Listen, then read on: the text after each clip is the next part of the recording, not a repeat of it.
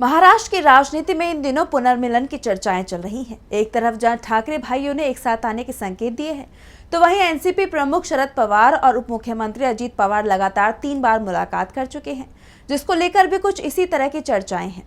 शरद और अजित के पुनर्मिलन की अटकलों के बीच एनसीपी नेता सुप्रिया सुले ने बड़ा बयान दिया है। उनके बयान ने हलचल मचा दी है।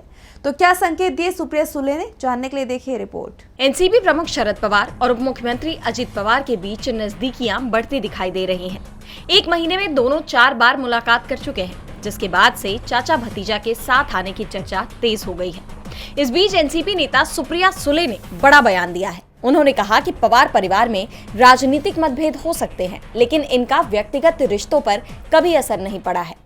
जब उनसे पूछा गया कि क्या दोनों धड़े फिर से एक हो सकते हैं, तो सुप्रिया सुले ने कहा कि पवार परिवार कभी अलग नहीं हुआ। सभी भाई बहन हमारे पूर्वजों के सिखाए गए मूल्यों के साथ पले बढ़े हैं। हमारे बीच राजनीतिक मतभेद हो सकते हैं, लेकिन हमने उससे अपने निजी संबंधों को कभी भी प्रभावित नहीं होने दिया। वहीं जब सुप्रिया सुले से अजित पवार के शरद पवार के प्रति नरम रुख अपनाने को लेकर पूछा गया, तो उन्होंने कहा कि अगर दादा नरम हो गए हैं तो सभी ने इसका स्वागत किया है। सुप्रिया सुले ने दोनों गुटों के एकजुट होने के फैसले पर कहा कि शरद पवार और अजित पवार जो भी फैसला लेंगे वो स्वीकार किया जाएगा। यानी एक तरह से देखा जाए तो एनसीपी शरद गुट सब कुछ भुलाकर एक साथ आने को तैयार है। उन्होंने अजित पवार के लिए अपने दरवाजे खोल दिए हैं। वहीं अजित पवार भी शरद पवार को लेकर नरम पड़ते दिखाई दे रहे हैं और उनका ये रवैया बीजेपी की टेंशन बढ़ा रहा है। डीबी लाइव की रिपोर्ट।